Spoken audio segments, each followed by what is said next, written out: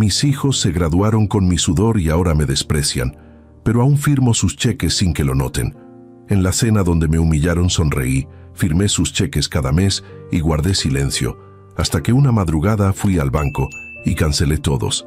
Les dejé la lección de haberme subestimado. Ahora pagan. Nadie me miró a los ojos durante toda la cena. Ni siquiera cuando levanté mi copa para brindar por el nuevo puesto de vicepresidente de mi hijo mayor, Eduardo. Mi mano tembló ligeramente, no por la edad, apenas tengo 58 años, sino por la indignación contenida.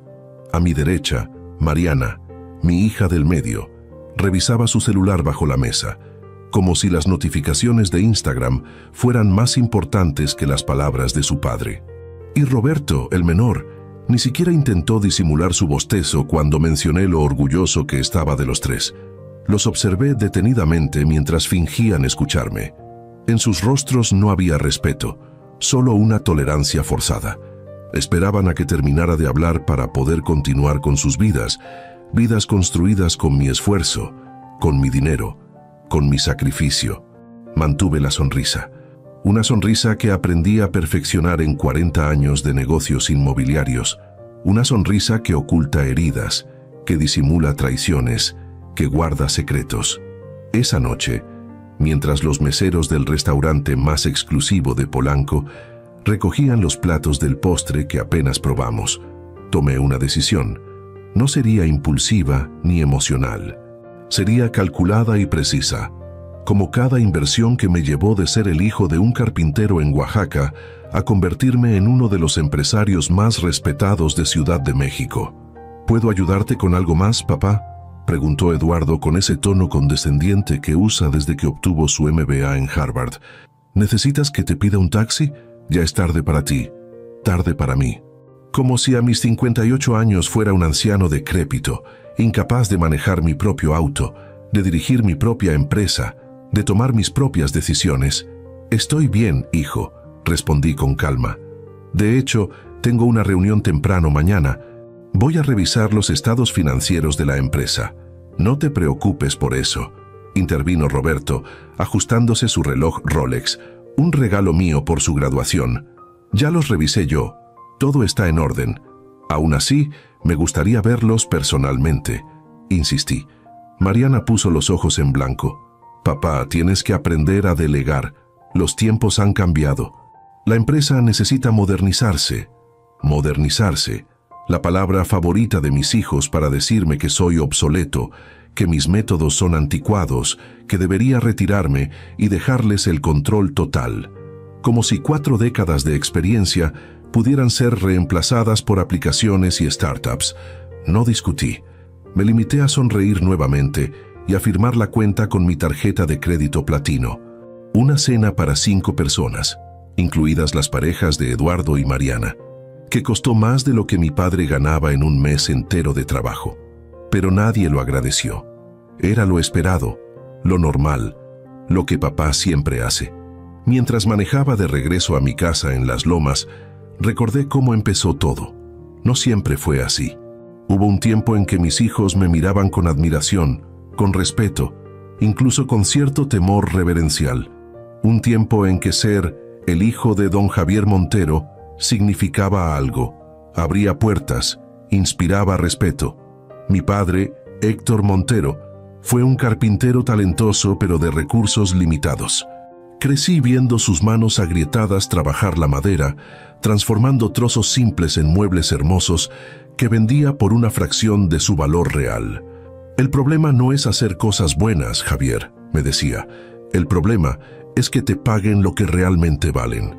Esa lección la aprendí bien, demasiado bien o quizás. A los 18 años, con apenas la preparatoria terminada, conseguí un trabajo como mensajero en una inmobiliaria. Entraba a las 7 de la mañana y salía a las 9 de la noche. Estudiaba contabilidad los fines de semana en una escuela técnica. No tenía vida social, no tenía tiempo para fiestas ni para novias. Solo trabajaba, estudiaba y soñaba con algo mejor. Mi oportunidad llegó cuando uno de los agentes inmobiliarios cometió un error en una venta importante. El cliente estaba furioso, amenazaba con demandar. Yo, que había estudiado cada propiedad, cada contrato que pasaba por mis manos, me atreví a intervenir. Propuse una solución alternativa que no solo salvó la venta, sino que aumentó la comisión. El dueño de la inmobiliaria, don Ernesto Guzmán, me ascendió a agente esa misma tarde. En menos de 5 años, me convertí en el agente más exitoso de la empresa. A los 28, abrí mi propia inmobiliaria. A los 35, ya tenía 3 sucursales y un nombre respetado en el mercado. Fue entonces cuando conocí a Carmen, la mujer que se convertiría en mi esposa y la madre de mis 3 hijos. Carmen venía de una buena familia, con apellido y conexiones. Su padre, un juez retirado, nunca me aceptó completamente. «¿Hueles a nuevo dinero?», me dijo una vez después de varios whiskies. No me ofendí.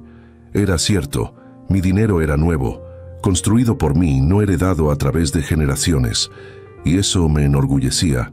Nos casamos en una ceremonia ostentosa, más para complacer a su familia que por deseo propio. Yo habría preferido algo íntimo, pero entendí que era importante para ella, para su estatus, para su círculo social, y yo quería darle todo lo que deseaba. Eduardo nació un año después. Recuerdo sostenerlo en mis brazos, tan pequeño, tan frágil, y jurar que nunca conocería las dificultades que yo enfrenté. Tendría la mejor educación, las mejores oportunidades, todo lo que yo no tuve. 2 años después, llegó Mariana, y finalmente, Roberto, nuestro hijo menor. Los primeros años fueron felices.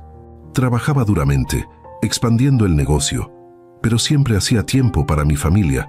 Llevaba a Eduardo a jugar fútbol los sábados, ayudaba a Mariana con sus tareas de matemáticas, le leía cuentos a Roberto antes de dormir.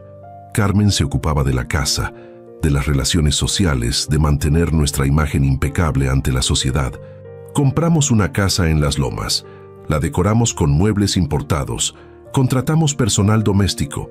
Mis hijos asistieron a los mejores colegios privados, tomaron clases de piano, de tenis, de francés, vacaciones en Europa cada verano, esquí en Aspen cada invierno.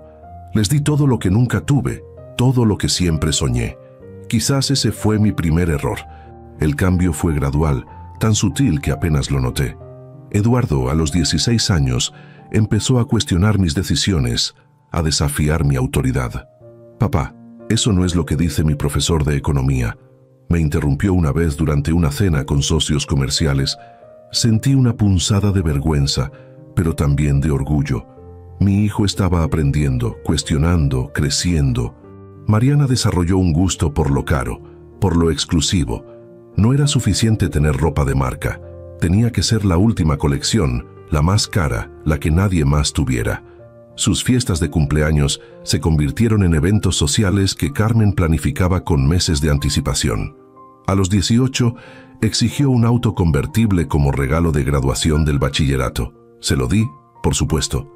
Roberto, siempre el más tranquilo, el más reservado, se refugió en la tecnología. Computadoras, videojuegos, gadgets. Cada vez que salía un nuevo dispositivo, él tenía que tenerlo. No le importaba el costo, solo la novedad, el estatus que le confería entre sus amigos. Carmen alentaba estos comportamientos. «Son jóvenes, Javier, es normal. Nosotros no tuvimos estas oportunidades». Y yo asentía, firmaba cheques, aprobaba gastos, porque quería que fueran felices, que tuvieran lo que yo no tuve, porque el dinero, después de todo, era para eso. ¿No es así? Cuando llegó el momento de la universidad, no hubo discusión. Los 3 irían a estudiar al extranjero. Eduardo a Harvard, Mariana a Sciences Po en París, Roberto a Stanford. Cientos de miles de dólares en matrículas, departamentos, gastos. Pero era una inversión en su futuro, en el legado que estaba construyendo. Mientras tanto, yo seguía trabajando. 12, 14 horas diarias, expandiendo el negocio, diversificando inversiones, construyendo un imperio que algún día ellos heredarían. Carmen se quejaba de mis ausencias, de mis viajes de negocios, de mi obsesión con el trabajo. «Tus hijos te necesitan presente, no solo tu dinero», Ives me reclamaba. Tenía razón, por supuesto, pero el dinero no se genera solo, y alguien tenía que pagarlo todo. La fractura comenzó a hacerse evidente Cuando Eduardo regresó de Harvard con su MBA y su nueva esposa americana, Stephanie, una rubia elegante y ambiciosa que veía en Inmobiliarias Montero una plataforma para sus propias aspiraciones. «Papá, la empresa necesita reestructurarse», me dijo Eduardo en su primera semana de regreso. «Los métodos que usas están obsoletos. Necesitamos digitalizar procesos, implementar estrategias de marketing modernas, atraer a una clientela más joven». No me opuse. Al contrario, lo nombré director de innovación, le asigné un presupuesto generoso, le di carta blanca para implementar sus ideas. Quería que se sintiera valorado, que pusiera en práctica lo que había aprendido en esa costosa educación que yo había financiado. Mariana regresó de París con un título en Relaciones Internacionales y un novio francés, Jean-Pierre, que se creía experto en arte y cultura. «La imagen corporativa de la empresa es terrible, papá», fue su saludo después de 3 años de ausencia. «Necesitamos un rebranding completo». Jean-Pierre conoce a los mejores diseñadores de Europa. Le asigné el departamento de Relaciones Públicas. Le di un presupuesto para renovar la imagen de la empresa. Contraté a Jean-Pierre como consultor cultural, un puesto inventado con un salario generoso. Roberto volvió de Stanford con una startup en mente. «La tecnología es el futuro, papá. Inmobiliaria Montero necesita una plataforma digital propia, no depender de terceros». Le financié su proyecto. Le monté una oficina con todo el equipo que pidió. Contraté a los programadores que recomendó. En menos de un año, mis 3 hijos ocupaban posiciones ejecutivas en la empresa que construí desde cero. Ganaban salarios que muchos CEOs envidiarían. Tomaban decisiones que yo supervisaba cada vez menos. Implementaban cambios que a veces no entendía completamente. Carmen estaba encantada. «Por fin podemos disfrutar, Javier. Ya es tiempo de que te relajes, que disfrutes lo que has construido. Los chicos pueden encargarse ahora». Me compró un set de palos de golf, me inscribió en el club más exclusivo de la ciudad, me regaló libros sobre cómo disfrutar el retiro. A los 55 años, mi esposa ya me veía como un jubilado, pero yo no estaba listo para retirarme. La empresa era mi vida, mi pasión, mi legado. Y aunque me enorgullecía ver a mis hijos tomando las riendas, algo no se sentía bien. Las reuniones comenzaron a programarse sin avisarme. Las decisiones importantes se tomaban en comidas a las que no me invitaban. Mi oficina, antes el centro neurálgico de la empresa, se convirtió en un museo que los empleados nuevos visitaban por cortesía. «Deberías considerar ser presidente honorario», me sugirió Eduardo un viernes por la tarde. «Menos responsabilidades, menos estrés. Podrías viajar con mamá, disfrutar la vida. Presidente honorario, un título vacío, una jubilación forzada disfrazada de honor». «Lo pensaré», respondí, aunque ya sabía mi respuesta. Fue entonces cuando comenzó la campaña sutil para sacarme de la ecuación. Reuniones programadas a horas en que sabían que tenía mis consultas médicas, documentos redactados en inglés con terminología financiera moderna que me tomaba tiempo procesar, presentaciones llenas de gráficos y estadísticas que deliberadamente hacían complejo lo simple. Pero lo peor no era eso. Lo peor eran las miradas, la forma en que Eduardo revisaba su reloj cuando yo hablaba en las juntas, la manera en que Mariana intercambiaba miradas con Jean-Pierre cuando exponía una idea, el suspiro apenas contenido de Roberto cuando pedía aclaraciones sobre algún aspecto tecnológico. Me trataban como a un viejo senil, como a un obstáculo, como a una reliquia de otra época. Y sin embargo, cada fin de mes firmaba los cheques de sus salarios, aprobaba sus bonos, sus gastos de representación, sus viajes de negocios en primera clase, financiaba las renovaciones que Mariana consideraba esenciales para la imagen corporativa, pagaba los costosos desarrolladores que Roberto contrataba para su plataforma, siempre en desarrollo, pero nunca terminada. Cubría los gastos de los consultores internacionales que Eduardo traía para modernizar procesos que ya funcionaban perfectamente. Firmaba, aprobaba, pagaba y sonreía, porque son mis hijos, mi sangre, mi legado, o eso me decía a mí mismo.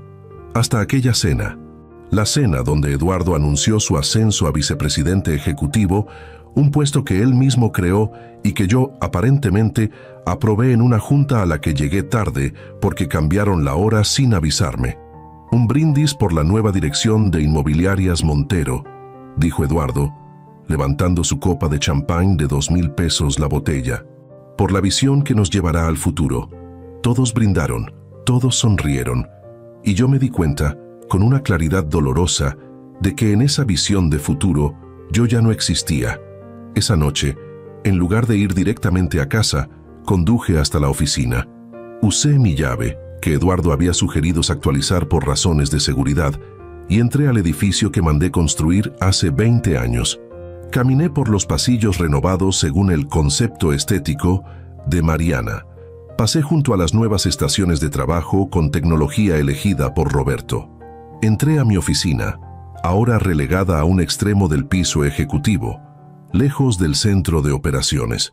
Encendí mi computadora y comencé a revisar los estados financieros, no los reportes simplificados que me presentaban en las juntas, sino los números reales, los detalles que creían que ya no revisaba. Lo que encontré confirmó mis sospechas. Eduardo había aumentado su propio salario 3 veces en el último año, además de asignarse bonos por objetivos cumplidos que él mismo establecía y evaluaba. Mariana había contratado a 5 consultores de imagen, amigos suyos de París, con salarios exorbitantes y resultados cuestionables. Roberto había destinado millones a su plataforma digital, una inversión que hasta ahora no había generado ni un solo peso de retorno. Mientras tanto, los ingresos operativos habían disminuido un 15%. Las ventas estaban estancadas. Los gastos se disparaban. Estaban sangrando la empresa, mi empresa, la empresa que construí con décadas de trabajo, de sacrificio, de dedicación. No sentí ira, no inmediatamente. Lo que sentí fue una profunda tristeza, una decepción que iba más allá de los números, más allá del dinero. Mis hijos, a quienes di todo, estaban traicionando no solo mi confianza, sino los valores que intenté inculcarles. El trabajo duro, la honestidad, el respeto. Seguí revisando documentos hasta el amanecer. Encontré más irregularidades, más gastos injustificados, más decisiones cuestionables, y con cada descubrimiento, mi tristeza se transformaba lentamente en determinación. A las 6 de la mañana, cuando los primeros rayos de sol comenzaban a filtrarse por las ventanas de mi oficina, tomé una decisión. No sería impulsiva, no sería emocional, sería estratégica, calculada, definitiva. Saqué mi teléfono y llamé a Rafael Zárate, mi abogado personal desde hace 30 años, uno de los pocos que conocían todos los detalles de mis negocios, todas las estructuras legales, todos los entresijos de mi imperio. «Necesito verte urgentemente», le dije sin preámbulos. «En 1 hora, en el café de siempre, es sobre la empresa y sobre mis hijos». Mientras esperaba, redacté un correo electrónico para Carmen, breve, directo, sin recriminaciones. Le explicaba que estaría fuera unos días, que necesitaba tiempo para pensar, que no se preocupara.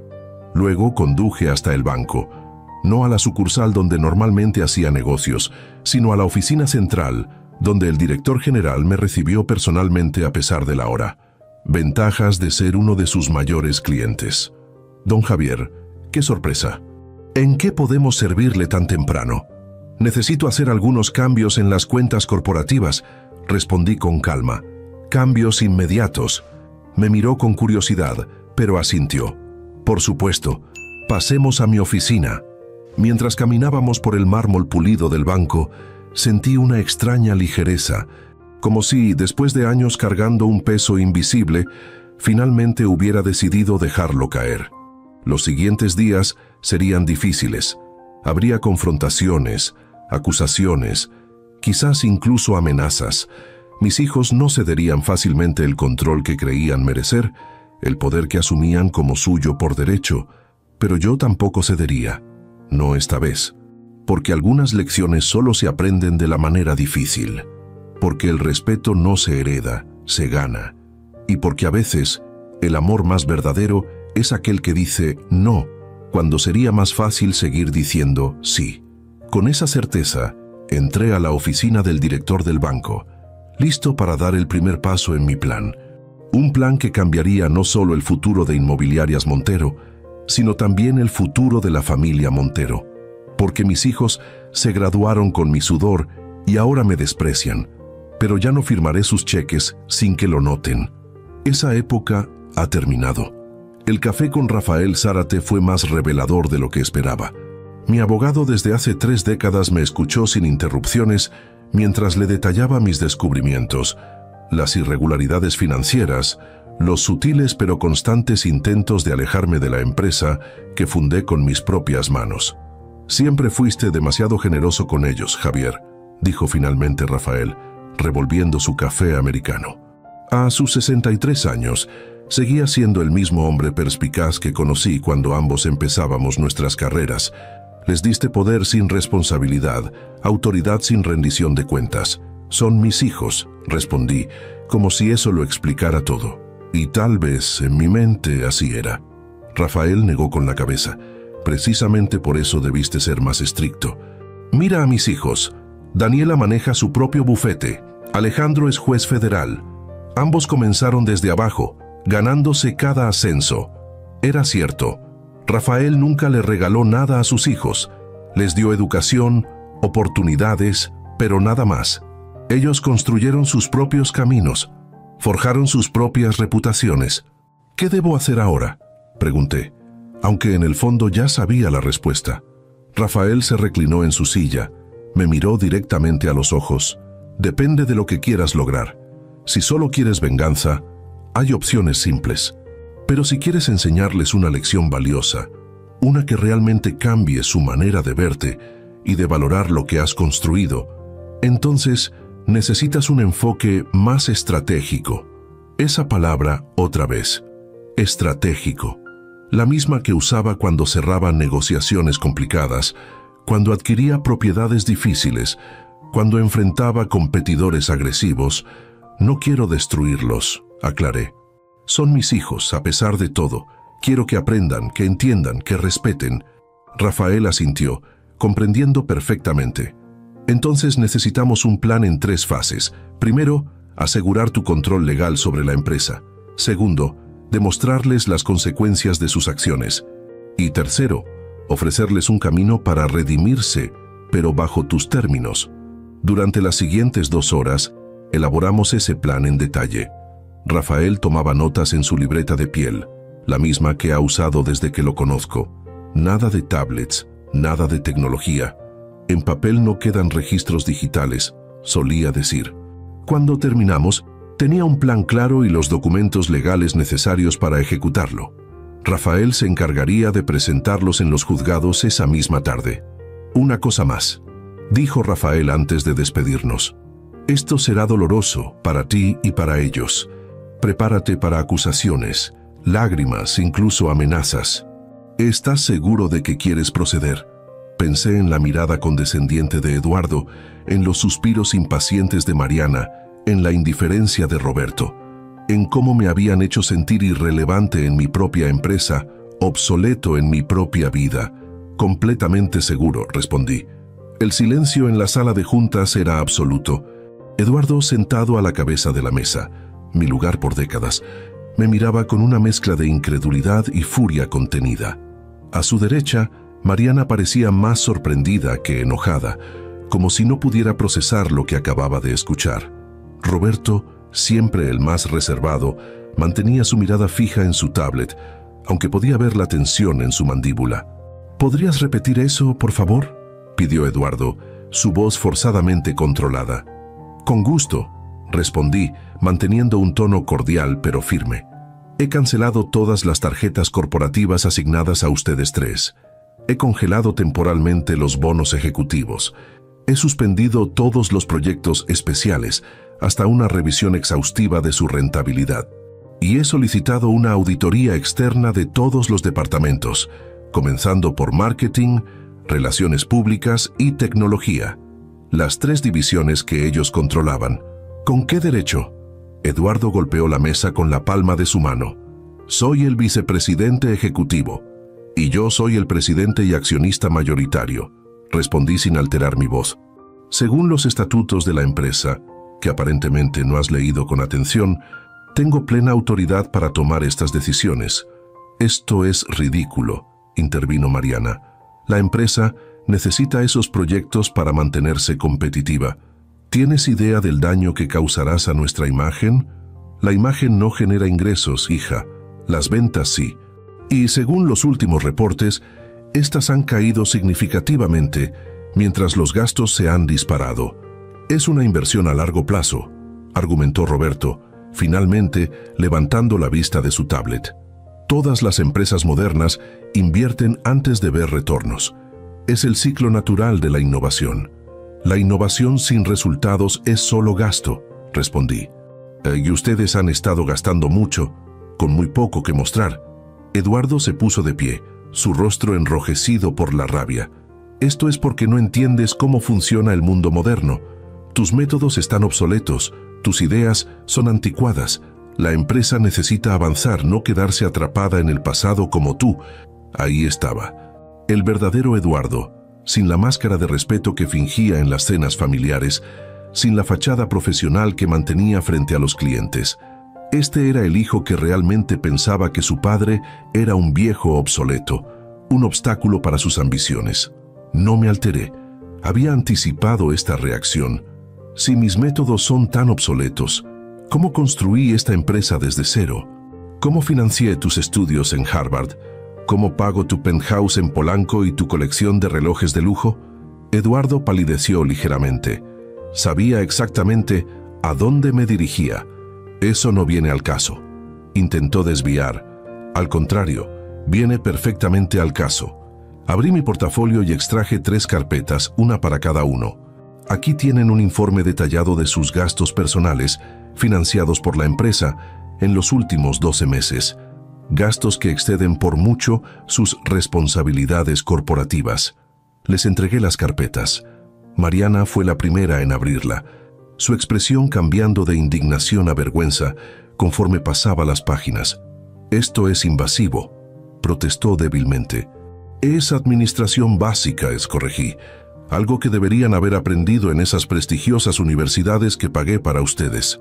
Roberto cerró su carpeta sin revisar todos los detalles.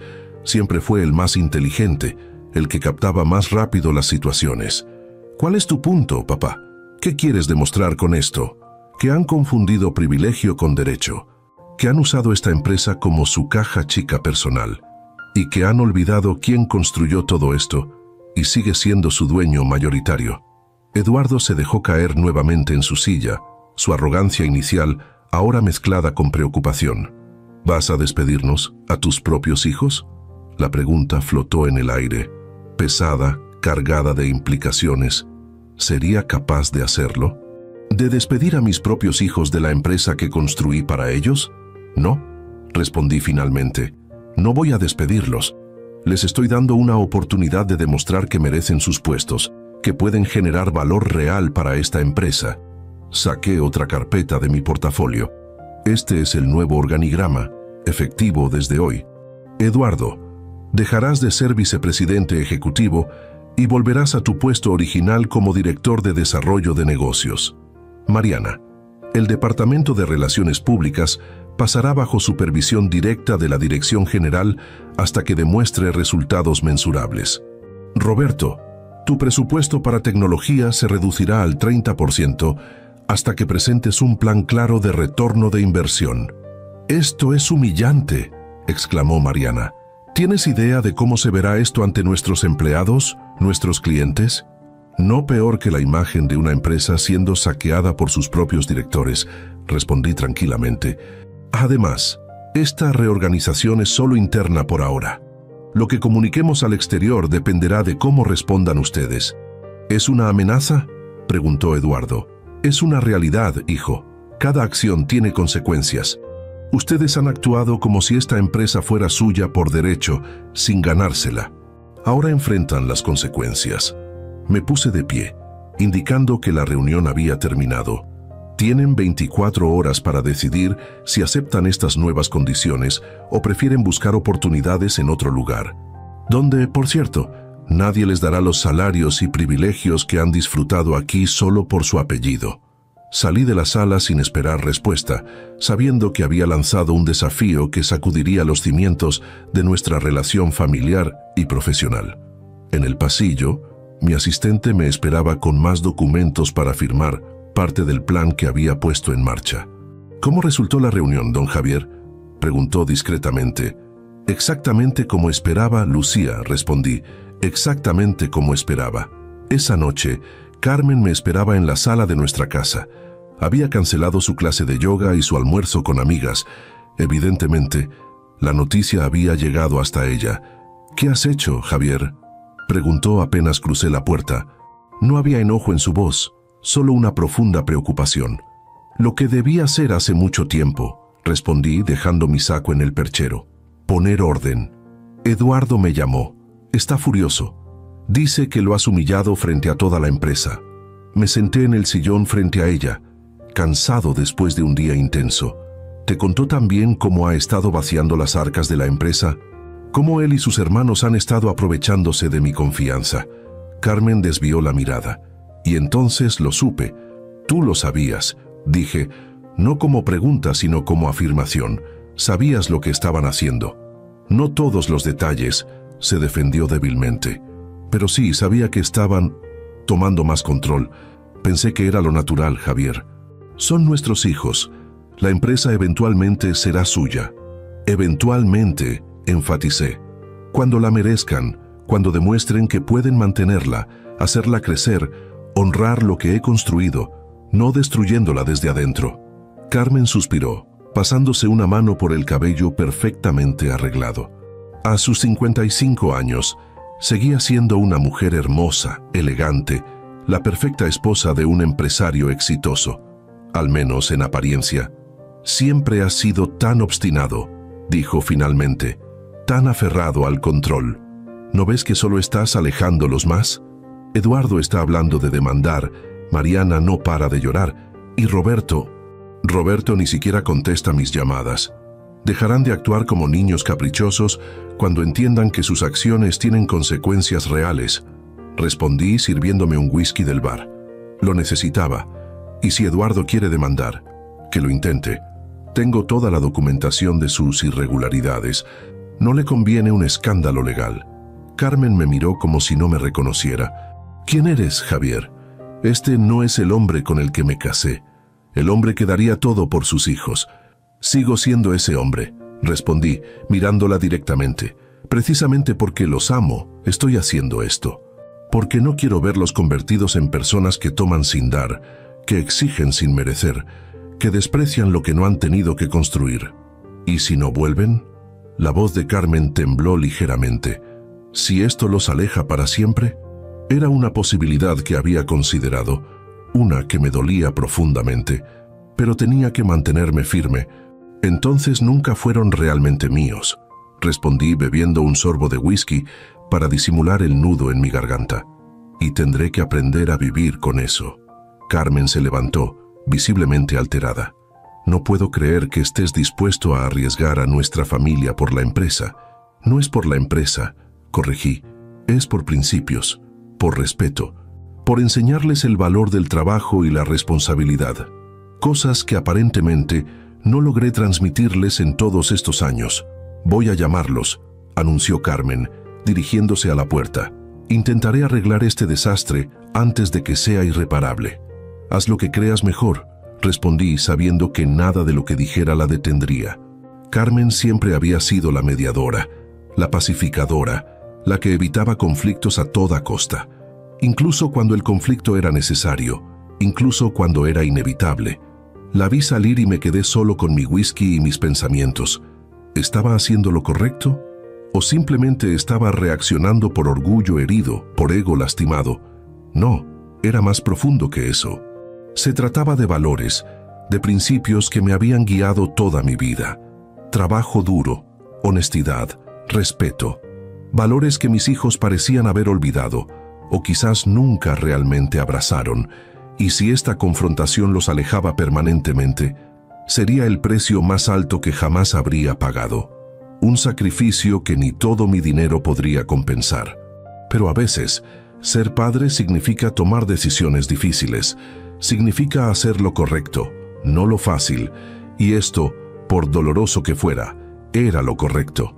Con esa certeza, terminé mi whisky y me preparé para lo que vendría, porque sabía que esto apenas comenzaba. Los siguientes días fueron un torbellino de actividad en la empresa. Como anticipé, Eduardo decidió desafiarme. No aceptó su degradación y se presentó en la oficina como si nada hubiera cambiado, intentando dar órdenes, firmar documentos, mantener su estatus. Fue necesaria una intervención más directa. «Señor Montero», le dijo el jefe de seguridad, un exmilitar que llevaba conmigo más de 15 años, «necesito que me acompañe a la salida». La escena fue presenciada por varios empleados. Eduardo, furioso, me llamó inmediatamente. «¿Me has expulsado de la empresa? ¿A mí? Te di 24 horas para aceptar las nuevas condiciones», respondí calmadamente. «Decidiste ignorarlas. Asumí que habías renunciado. Esto es una locura. Llamaré a mis abogados». «Hazlo», respondí.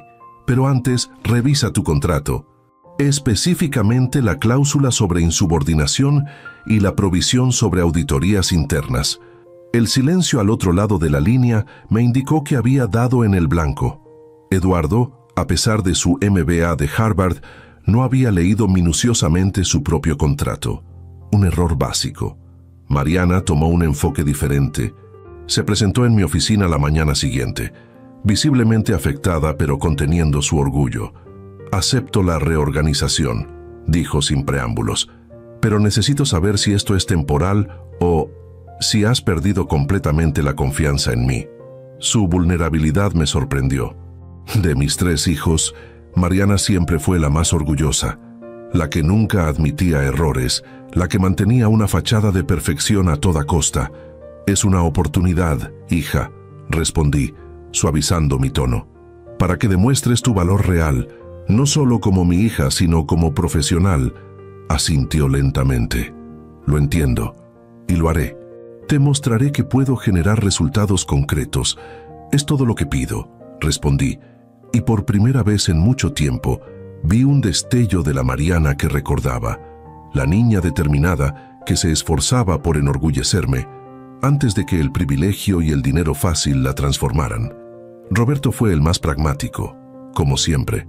Aceptó la reducción de presupuesto sin protestar abiertamente, aunque podía ver su frustración contenida.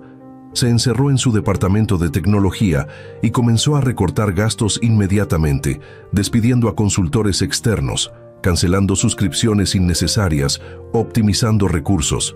Una semana después, me presentó un plan detallado de retorno de inversión, con plazos realistas y objetivos mensurables. «Es lo que pediste», dijo escuetamente, dejando el documento sobre mi escritorio. Lo revisé en silencio mientras él esperaba, su postura tensa revelando su incomodidad. «Esto es exactamente lo que necesitaba ver», dije finalmente. «Números reales, estrategias viables, objetivos claros. Siempre he sido bueno con los números», respondió, «solo que últimamente me dejé llevar por posibilidades en lugar de realidades». Era lo más cercano a una admisión de error que obtendría de Roberto. Lo acepté como tal. «Este plan tiene sentido», continué. «Chance y cumples estos objetivos, consideraré restaurar tu presupuesto original. ¿En cuánto tiempo? Depende de ti. Demuestra resultados, recupera mi confianza y el dinero volverá a fluir». Asintió, tomando nuevamente el documento. «Me pondré a trabajar entonces». Mientras se dirigía a la puerta, lo detuve con una pregunta. «¿Has hablado con tu hermano?» Roberto se tensó visiblemente. «Eduardo está procesando las cosas a su manera». «¿Qué significa eso exactamente?» Se volvió para mirarme, dudando si debía compartir más información. Finalmente suspiró. «Está consultando con abogados, buscando formas de desafiarte legalmente». Lo que temía, pero también lo que esperaba. Eduardo siempre fue el más combativo, el más arrogante, el que creía que las reglas no se aplicaban a él. «Gracias por la honestidad», le dije.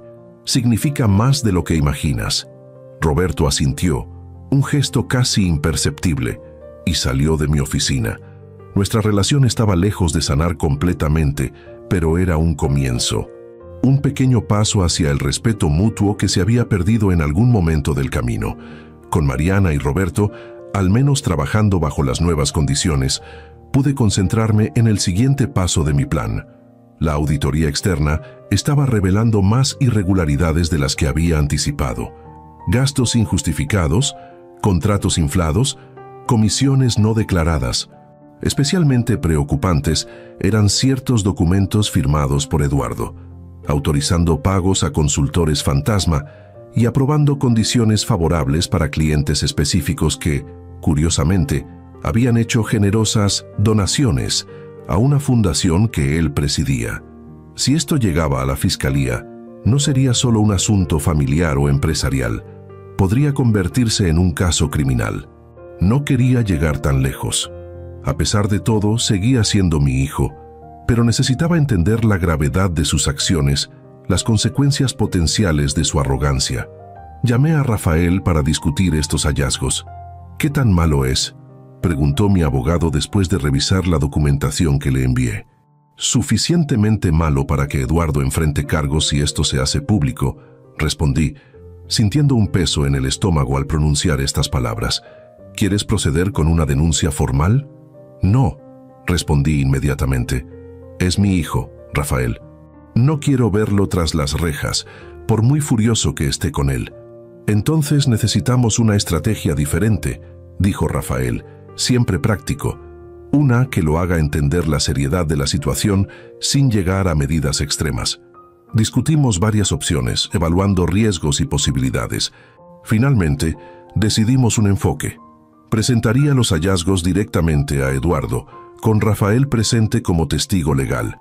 Le mostraríamos exactamente lo que la auditoría había descubierto y las potenciales consecuencias, dándole una oportunidad de explicarse y, si era posible, rectificar.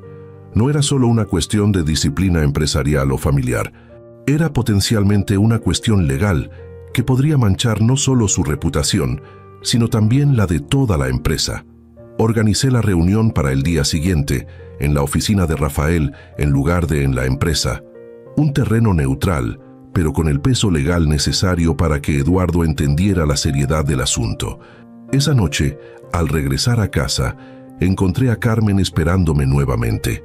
Pero esta vez no estaba sola. Stephanie, la esposa americana de Eduardo, estaba con ella, visiblemente alterada. «Tu hijo no ha dormido en casa en 3 días», me recibió Stephanie, sin saludar. Su español, aunque fluido, se volvía más acentuado cuando estaba alterada. «Está quedándose en el Four Seasons, bebiendo todo el día, negándose a hablar conmigo. ¿Es esto lo que querías lograr?». Carmen me miró con reproche, como diciendo, «Te lo dije. Lo que quiero lograr es que mi hijo entienda que sus acciones tienen consecuencias», respondí, manteniendo la calma, «y que la empresa no es su caja personal para financiar sus caprichos o, peor aún, actividades potencialmente ilegales». «¿Ilegales?», Stephanie palideció. «¿De qué estás hablando?», miré a Carmen, quien parecía igualmente sorprendida. Evidentemente, Eduardo no había compartido todos los detalles con ellas.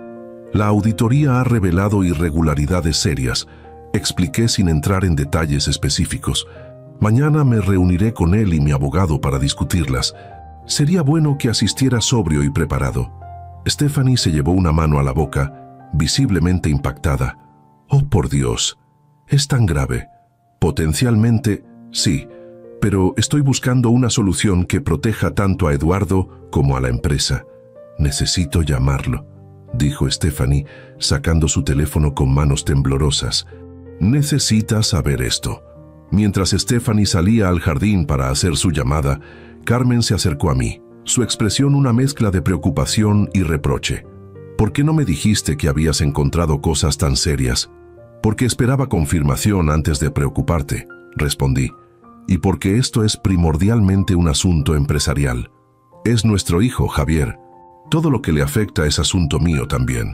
Tenía razón, por supuesto, pero los últimos días habían creado una distancia entre nosotros que no había existido en décadas de matrimonio. Carmen había tomado partido por nuestros hijos, intentando mediar, suavizar el conflicto, restaurar la paz familiar a cualquier costo.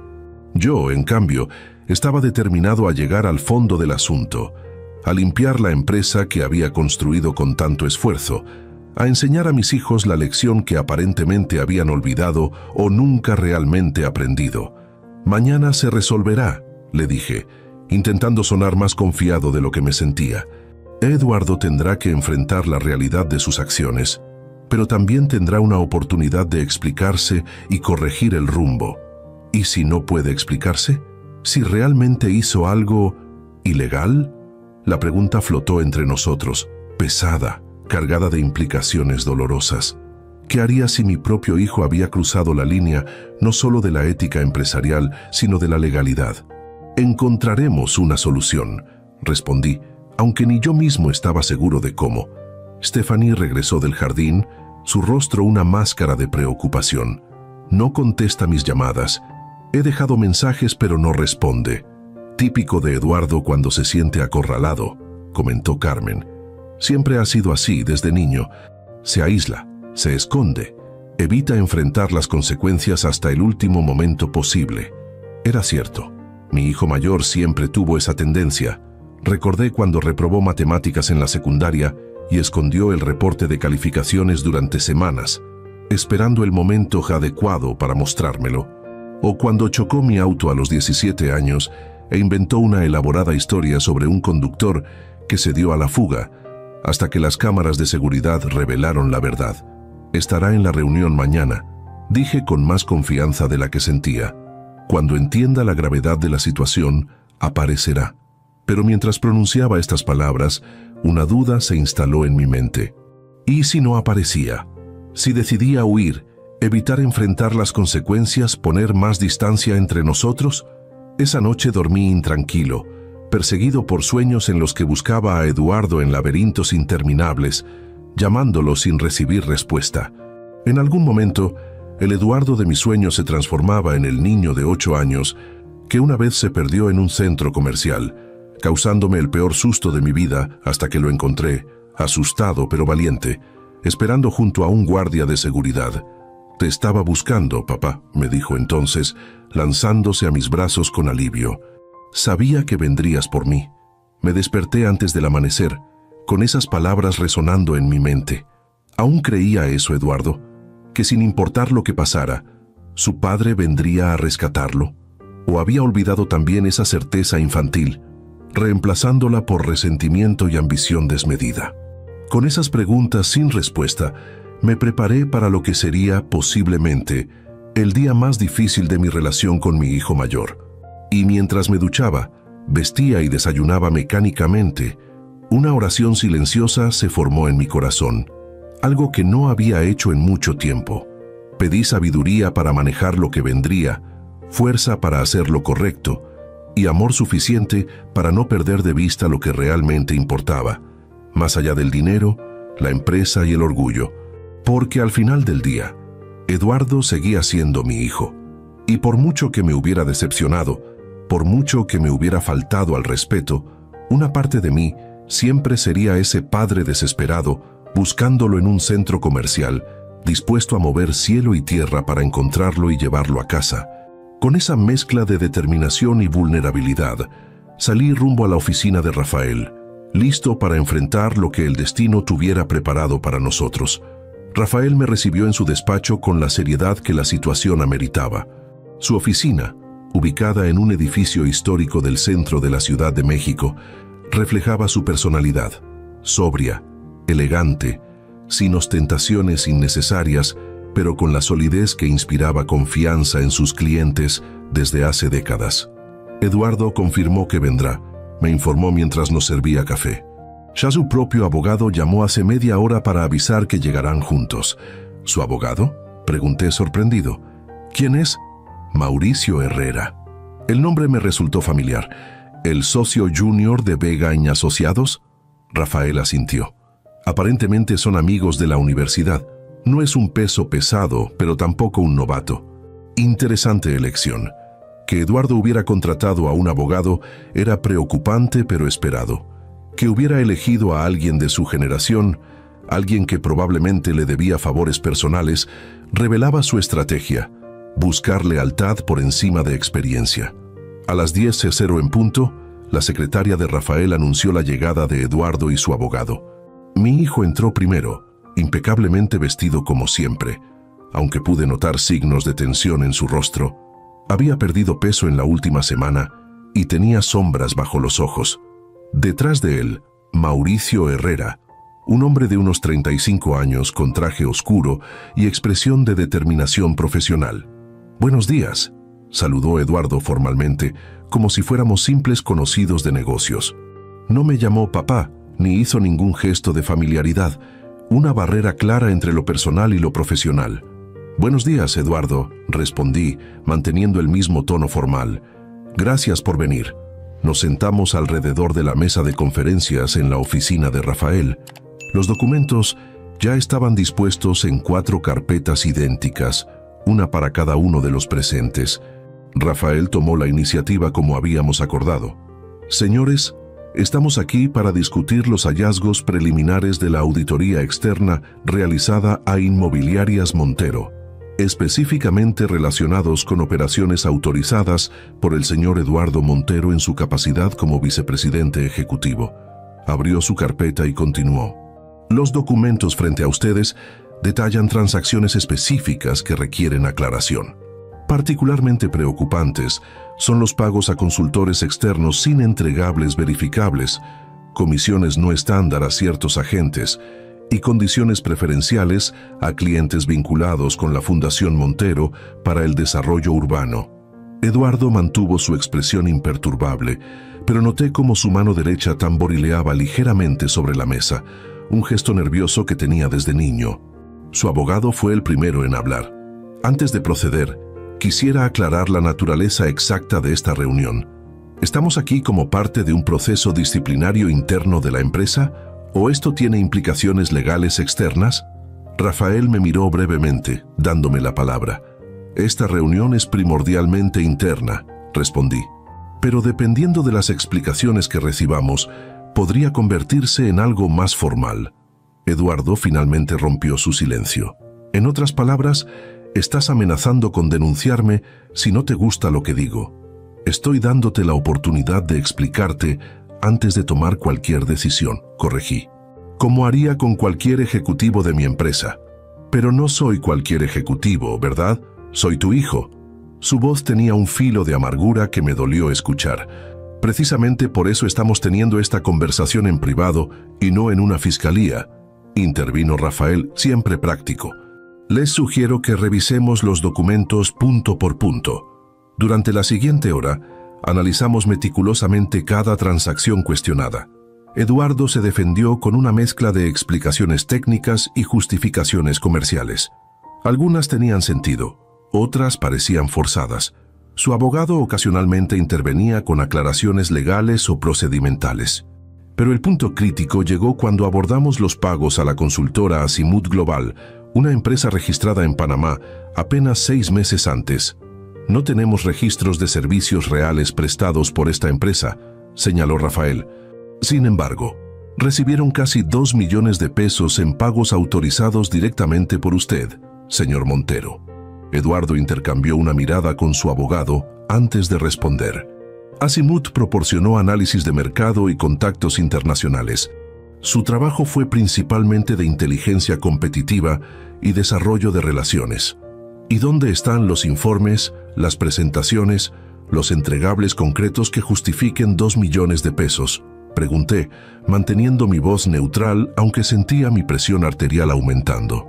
«No todo el trabajo de consultoría se traduce en documentos tangibles», respondió Eduardo. «A veces el valor está en conexiones, en puertas que se abren, en oportunidades que se materializan. Conveniente», comenté, «imposible de verificar o auditar.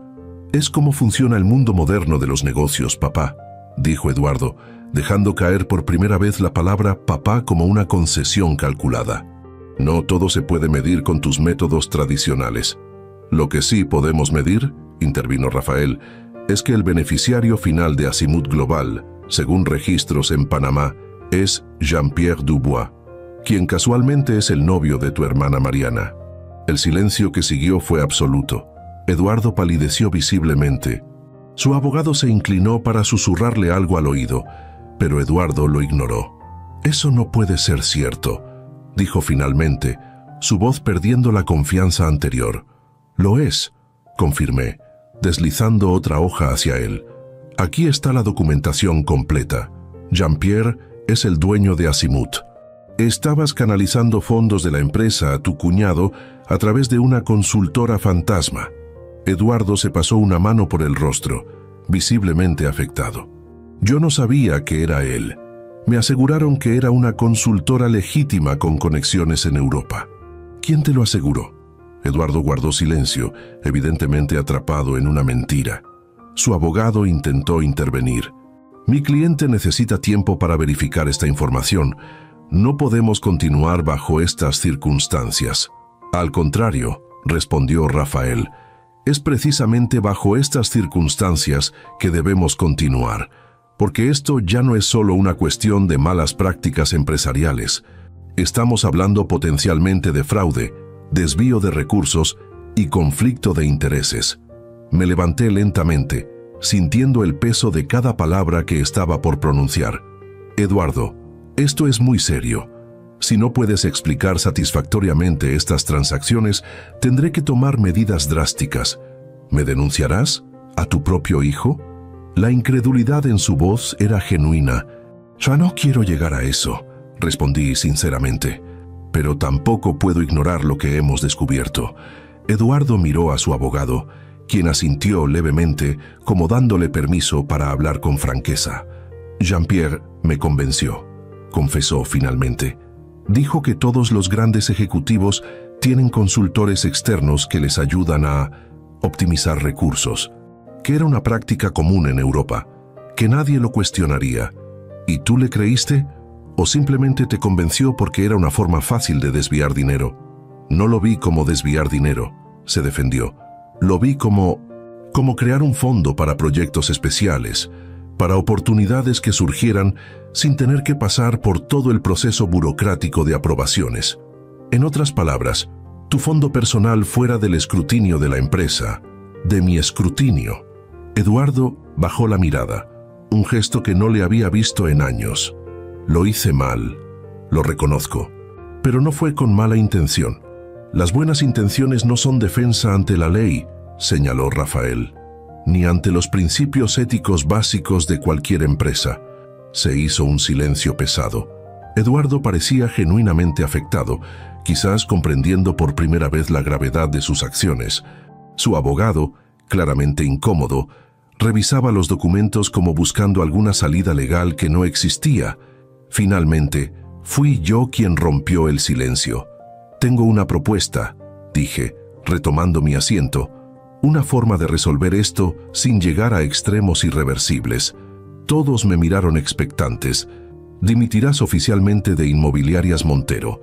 Devolverás cada peso desviado a través de Azimut y otras operaciones cuestionables.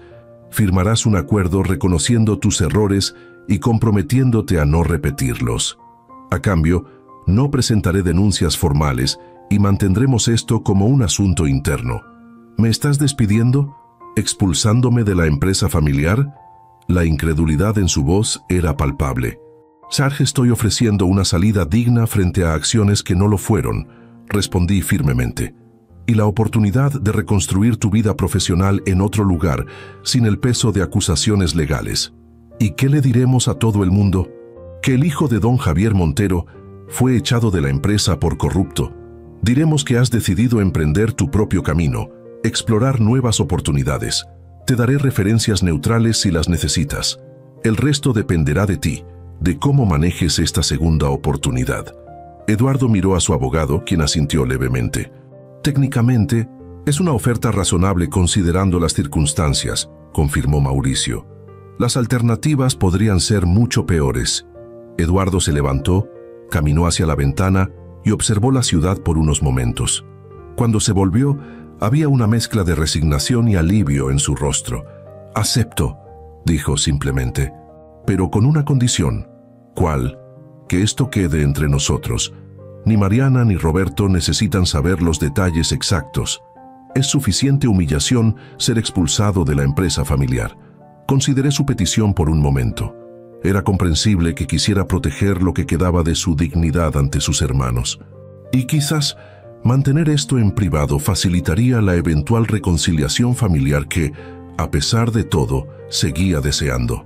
«Acordado», respondí, «siempre que Jean-Pierre también salga completamente del panorama. No quiero volver a verlo cerca de ningún asunto relacionado con la empresa o la familia. Eso depende más de Mariana que de mí», señaló Eduardo. «Pero haré lo posible». «Bien», concluyó Rafael, «prepararemos los documentos necesarios. Sugiero que los firmemos hoy mismo, para cerrar este capítulo lo antes posible». Eduardo asintió, derrotado, pero quizás también aliviado de que el peso de la mentira ya no estuviera sobre sus hombros. Mientras Rafael y Mauricio discutían los detalles legales, Eduardo se acercó a mí. «¿Cómo supiste lo de Azimuth?», preguntó en voz baja. «Fue extremadamente cuidadoso con esa operación». Lo miré directamente a los ojos. «Porque conozco este negocio mejor que tú, hijo. Porque llevo 40 años aprendiendo cada detalle, cada señal de advertencia, cada técnica que usan los que intentan engañar al sistema. Nada de lo que hiciste es nuevo. Solo es nuevo para ti». Una sombra de comprensión cruzó su rostro, seguida por algo que parecía ¿respeto? ¿O era simplemente resignación? Cualquiera que fuese, era un comienzo, un pequeño primer paso en el largo camino hacia la reconciliación y, quizás algún día, hacia la reconstrucción de la confianza perdida. Han pasado 6 meses desde aquella reunión en la oficina de Rafael. 6 meses de transformaciones profundas, tanto en la empresa como en mi familia. Eduardo cumplió con lo acordado, dimitió oficialmente, devolvió el dinero desviado y firmó todos los documentos legales necesarios.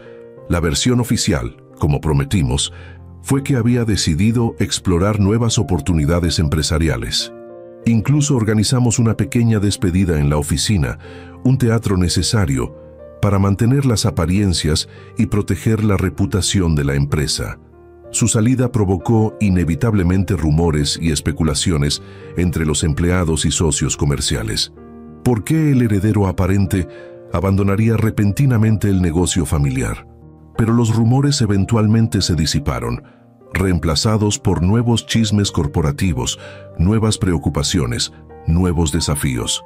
Mariana y Roberto se enteraron de la versión editada.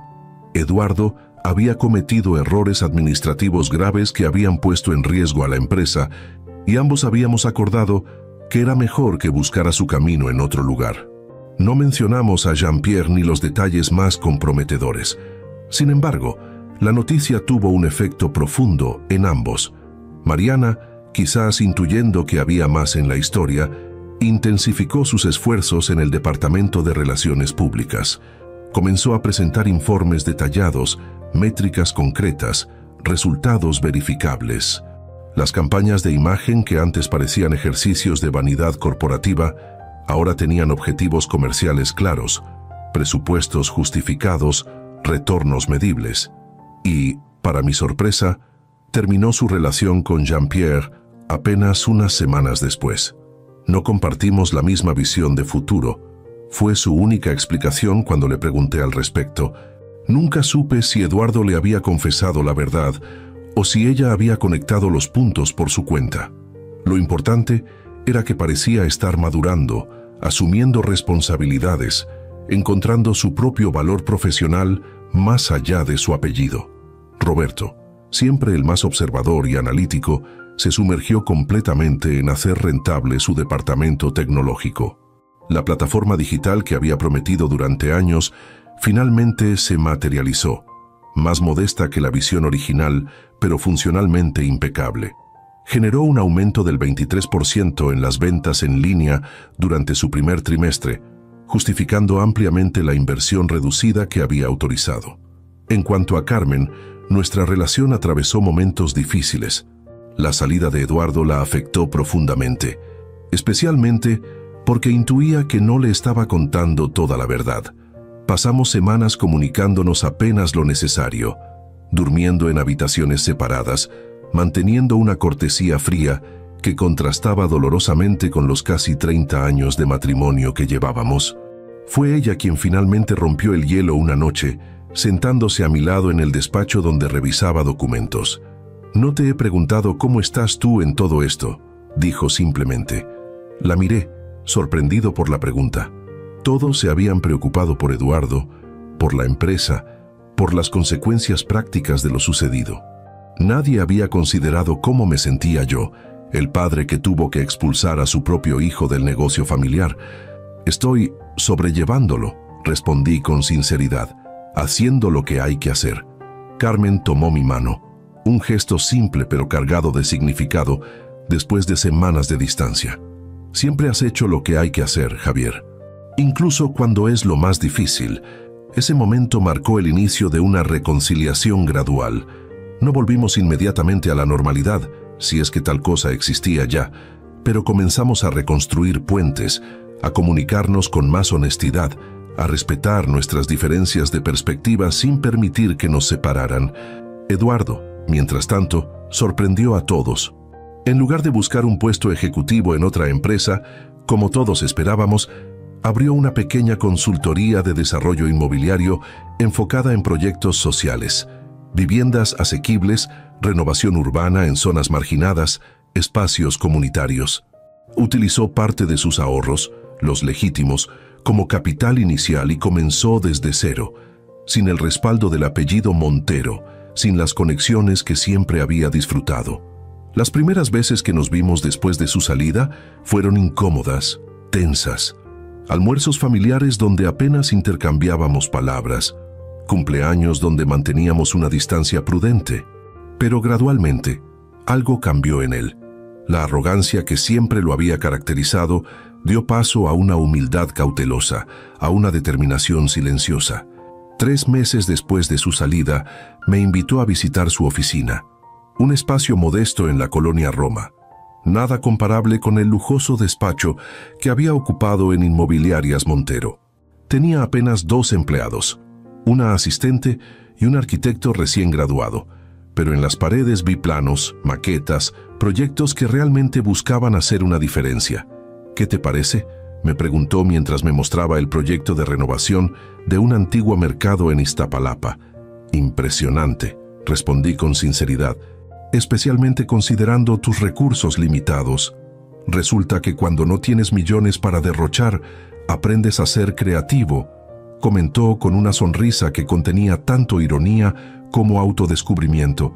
«Estoy aprendiendo a hacer más con menos, como tú cuando empezaste». Esa última frase me tomó por sorpresa. Era la primera vez que Eduardo establecía esa conexión, que reconocía mis propios inicios humildes, mi propio camino de esfuerzo.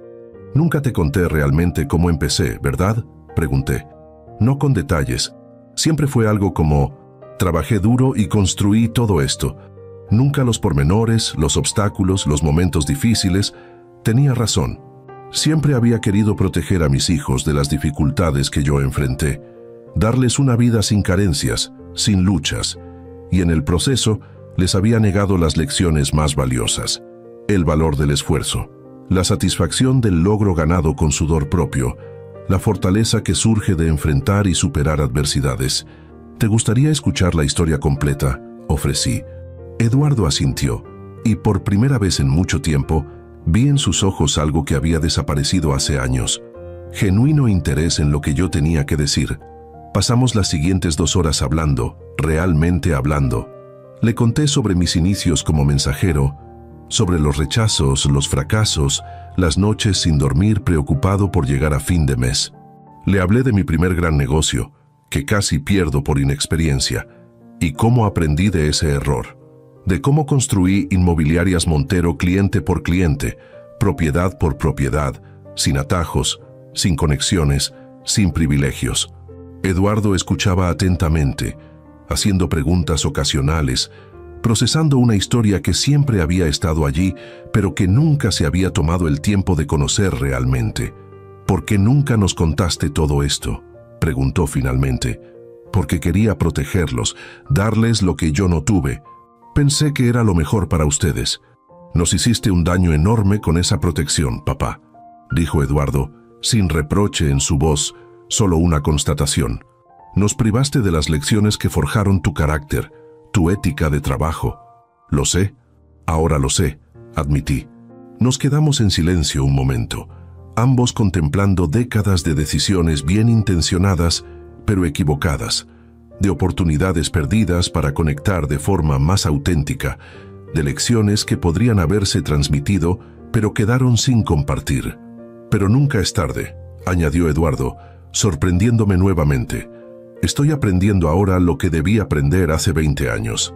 Y aunque el camino es más difícil, quizás sea más valioso precisamente por eso. Al despedirnos ese día, algo había cambiado entre nosotros. No era una reconciliación completa, no era un perdón inmediato para todo lo ocurrido. Era algo más sutil, pero quizás más significativo. Un nuevo respeto mutuo, un reconocimiento de errores por ambas partes y un deseo compartido, aunque no expresado verbalmente, de construir una relación más auténtica.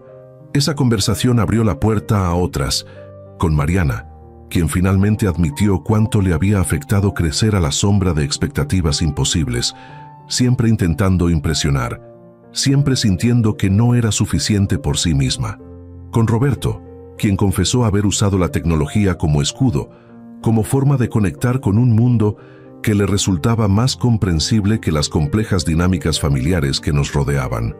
Y con Carmen, con quien redescubrimos aspectos de nuestra relación que se habían perdido entre responsabilidades empresariales, expectativas sociales y rutinas establecidas. Hace exactamente una semana, reuní a la Junta Directiva de Inmobiliarias Montero para anunciar cambios estructurales importantes. Mariana fue nombrada directora de Estrategia Corporativa, un puesto que reconocía su visión renovada y sus logros recientes. Roberto asumió formalmente la dirección del Departamento de Innovación Tecnológica, con un presupuesto ampliado y autonomía para implementar su visión digital. Pero la verdadera sorpresa llegó cuando anuncié la creación de una nueva división, Montero Desarrollo Social, enfocada en proyectos inmobiliarios con impacto comunitario positivo, y mi recomendación de contratar a una consultoría externa especializada en el tema, la empresa de Eduardo. Las miradas de asombro alrededor de la mesa valieron cada momento de los difíciles meses anteriores. Nadie esperaba este giro, esta reincorporación indirecta de Eduardo al negocio familiar, pero bajo términos completamente nuevos. Esta mañana, mientras firmo los cheques mensuales de la empresa, incluyendo uno para la consultoría de Eduardo por sus servicios profesionales en el nuevo proyecto de Iztapalapa, no puedo evitar sonreír ante la ironía. Hace apenas 6 meses, firmaba cheques para mis hijos sin que realmente lo valoraran, sin que entendieran el significado detrás de cada peso. Hoy, cada cheque representa algo diferente. Para Mariana, el reconocimiento de su evolución profesional, de su capacidad real más allá de su apellido. Para Roberto, la confianza en su visión tecnológica, en su capacidad de innovar con propósito. Y para Eduardo, un camino de regreso basado en mérito real, en trabajo genuino, en valor demostrable. La lección ha sido dura. Para ellos, que tuvieron que perder privilegios para valorarlos. Para mí, que tuve que arriesgar relaciones preciadas para salvaguardar principios esenciales. Para todos nosotros, que tuvimos que atravesar una crisis profunda para redescubrirnos como familia y como individuos. Mientras observo el horizonte de Ciudad de México desde mi oficina, pienso en mi padre, el carpintero que me enseñó el valor del trabajo bien hecho, de la honestidad, del esfuerzo constante. Nunca llegó a ver el imperio que construí, pero quizás habría valorado más lo que estoy construyendo ahora. Una familia reconectada con sus valores esenciales. Unos hijos que finalmente entienden que el verdadero legado no son edificios ni cuentas bancarias, sino principios, ejemplos, lecciones de vida. Mis hijos se graduaron con mi sudor y ahora me desprecian. Había pensado en mis momentos más oscuros, pero la historia no terminó allí, porque a veces las crisis son oportunidades disfrazadas, oportunidades para derribar fachadas, para enfrentar verdades incómodas, para reconstruir sobre cimientos más sólidos. Y mientras guardo los cheques firmados en sus respectivos sobres, Sé que ya no soy el padre que firma cheques sin que lo noten. Soy el padre que finalmente logró transmitir la lección más valiosa que podía ofrecer: que el respeto no se hereda, se gana, que el verdadero valor no viene de lo que tienes, sino de lo que construyes con tus propias manos, y que a veces perder lo que crees merecer es el primer paso para ganarte lo que realmente vale la pena. Esa es la verdadera herencia que dejaré a mis hijos, una que ninguna crisis económica puede eliminar, ningún competidor puede robar y ningún tiempo puede erosionar. Y por primera vez en muchos años, siento que he cumplido realmente con mi deber como padre, no dándoles todo, sino enseñándoles a valorar lo que tienen y a ganarse lo que desean. Es una sensación de paz que vale más que todo el imperio inmobiliario que construí, porque los edificios eventualmente caerán, pero las lecciones, si se aprenden bien, perduran para siempre.